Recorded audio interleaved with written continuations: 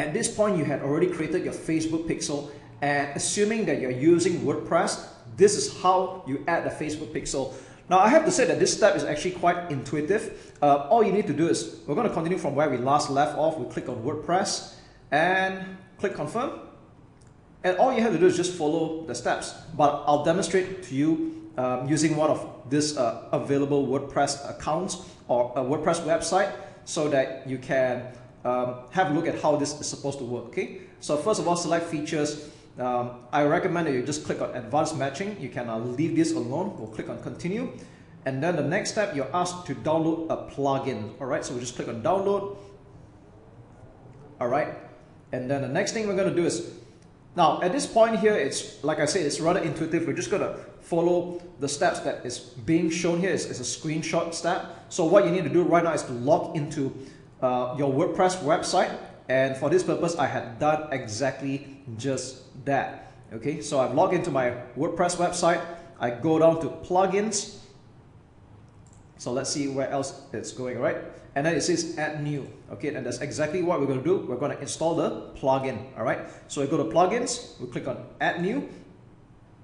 Again, you have to be logged into your WordPress website. Okay, if you're using WordPress, this is exactly what you're going to do. We'll click on upload plugin, choose a file, and we'll select the zip file that we had just downloaded.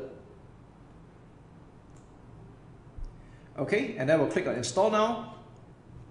This will take several seconds. And we are somewhat done. Okay, all we need to do is click on activate plugin, and yeah, that's it. Okay, the Facebook pixel has been installed. And if you want to be sure about it, there's this sort of like it's not really a warning, it's more like a heads up. Let's just click there for a while. Or if you want to go to settings, you can go to Facebook pixel, and you notice that your pixel ID number would already be here right away. So this also coincides with the ID number for this pixel.